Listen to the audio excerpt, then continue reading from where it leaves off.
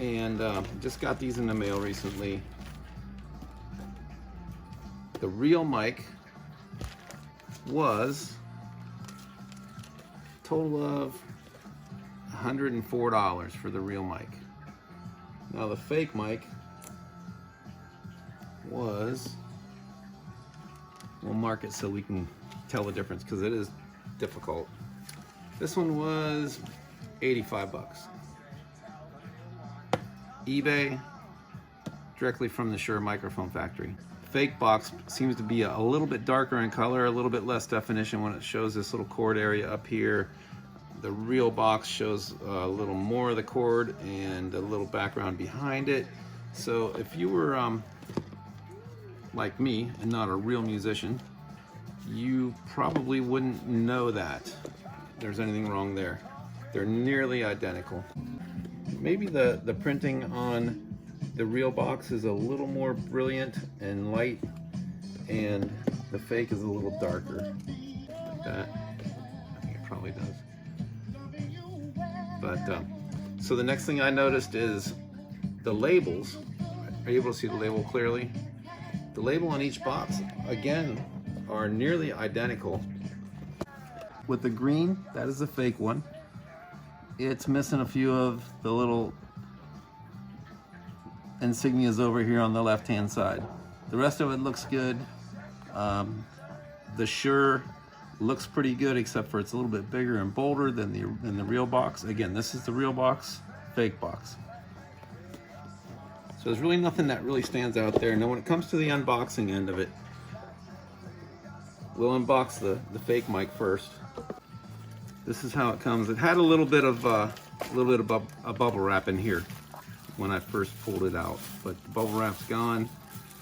First thing that you notice, the microphone comes in a little bag. Looks fine. The mic clip, again, it's got the nice SHURE logo on it, nice and sturdy. Same inside. I doubt that I could tell the two apart, and I'd be surprised if anyone really could. But anyhow, it comes with all the paperwork. Again, looking totally legit. More SHURE paperwork. All this looks great, man. Well, we even got a bumper sticker. SHURE bumper sticker. They send out the cord wrap. Again, looks good. Some more SHURE paperwork, limited lifetime warranty. I got a cat fight going on. I wonder what SHURE would do if you sent that into them with the fake mic. So the information, staples in it. Again, it looks good. Printing is great. It's about 11 pages long. I think only 3. I would say this thing looks legit. The bag doesn't look too bad. Stitching is nice and even on it. Zipper seems to be fine. Logo's nicely embossed. Inside looks good. We'll have to compare it with the real one though. Okay, so on the unboxing, it looks perfect.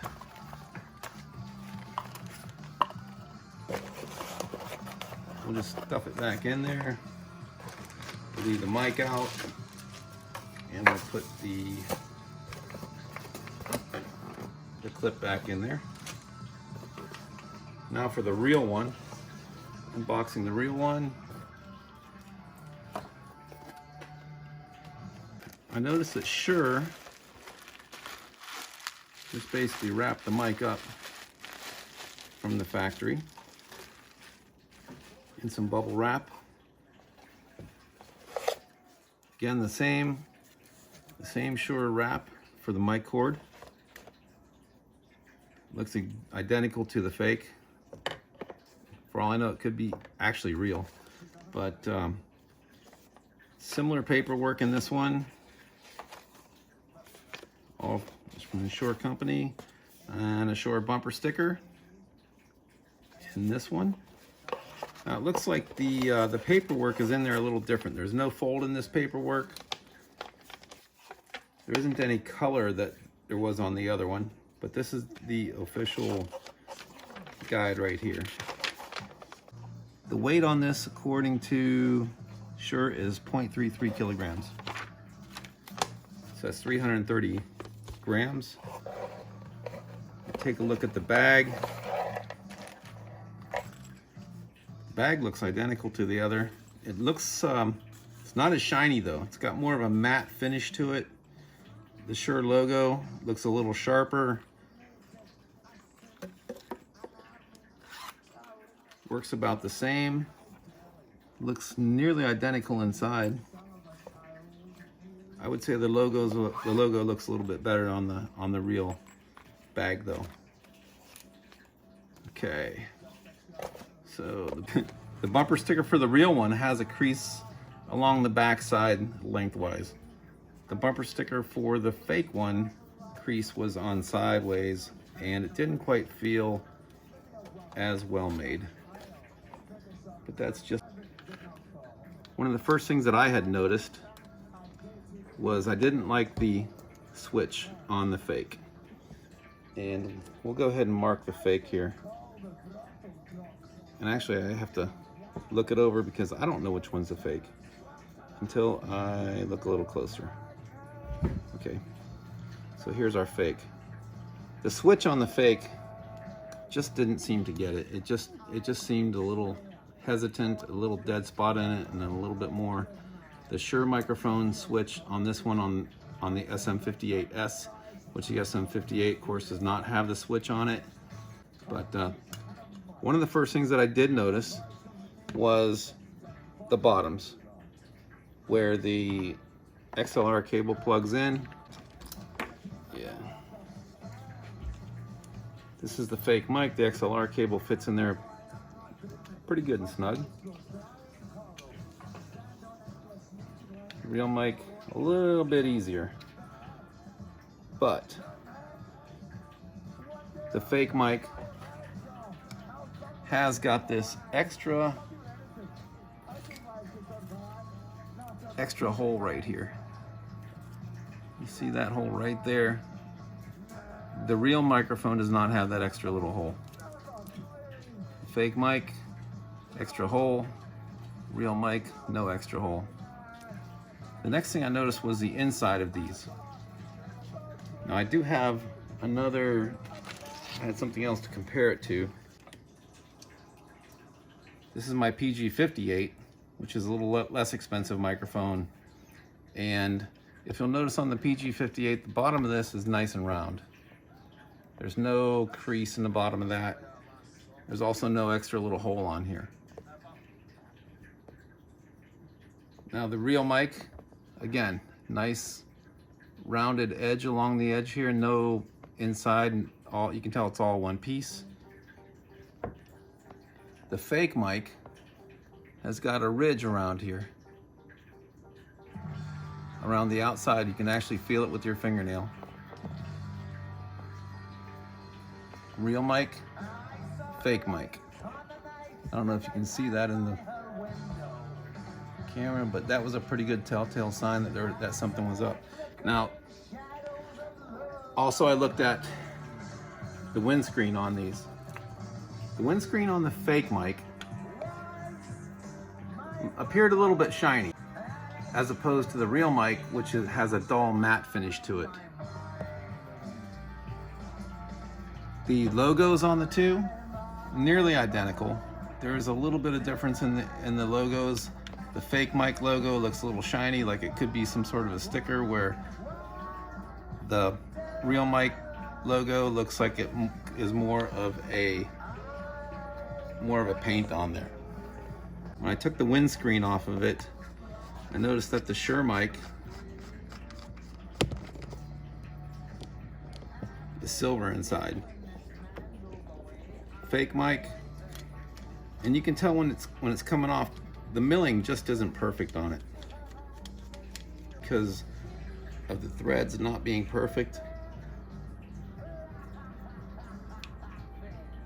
The fake you can't see anything underneath the capsule here. It just looks like maybe a piece of tape or something around there. The real one, you'll notice it's got a colorful internal area that you can actually look in there and see some components if you put a little flashlight to it. And this is definitely silver. Fake mic on this one is definitely black. The top of the capsule, you'd be hard pressed to tell the difference in the two. A little darker gray on the windscreen, little lighter gray on the windscreen there, but they look definitely identical. A big giveaway that I've seen is the Chinese tend to forget about this. They put this little caution sticker on there that if you get into this, that it's going to void the warranty somehow. You'll notice on the real mic does not have the sticker. Again, the windscreens feel just like they're better made. The milling is better on it.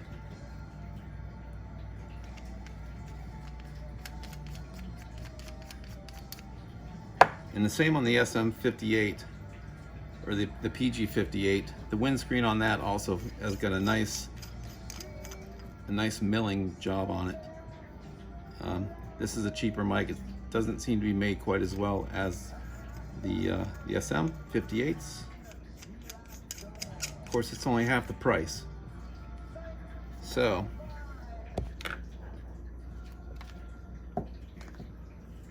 fake, real, and then we got the PG58. That's a real one. Then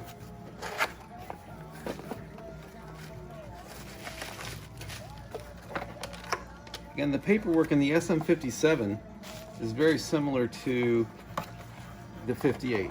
And the fact that it looks as if when they ship these out, SHURE just kind of bunches everything together in a taco, folds it over, doesn't put a crease in it, and sends that out without a fold inside of your instruction manual there. And again, the bumper sticker in this, the crease goes lengthwise instead of across the end of it.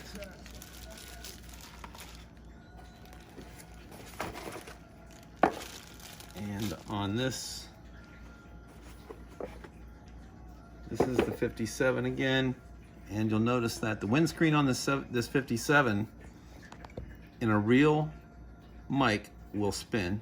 It spins freely in an SM57 SHURE microphone. Spins nicely, nothing hangs up on it.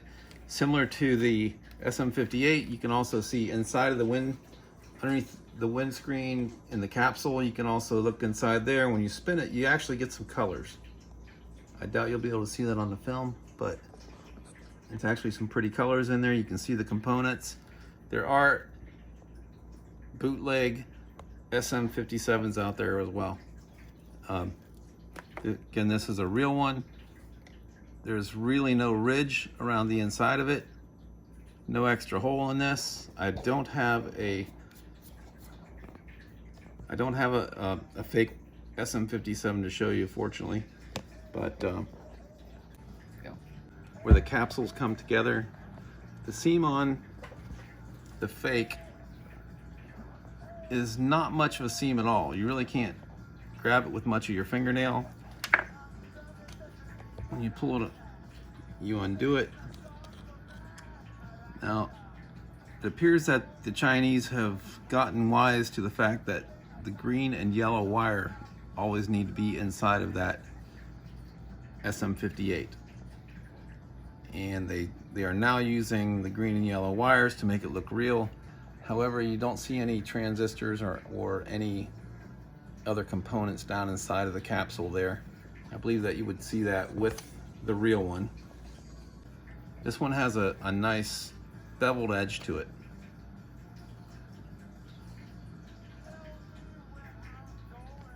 And when we look down inside the capsule of this, again, it's the same two green and yellow wires, but there's more components down inside of this capsule. But again, someone would be hard pressed to tell a difference. The milling looks like to be a lot better quality on the real SM58. When you pick up a real SM58 it's like a workhorse. It's like a tank. The fake, they're getting it close. They're probably adding some weights in there. But according to the book for the fake SM58, it says that it is 298 grams. SHURE says that the real microphone actually weighs 0.33 grams. You can actually look and see just what it does weigh. This is the fake SM58. Okay, so that would be 298 grams. It's not quite doing it.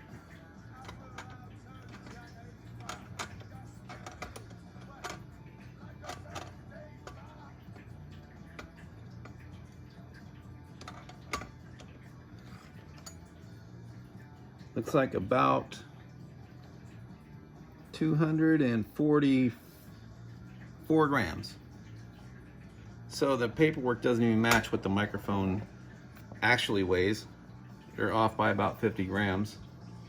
Now, the real SM58, according to the book, should weigh 0.33 kilograms or 330 grams. According to Mr. Oscar, it's about 228.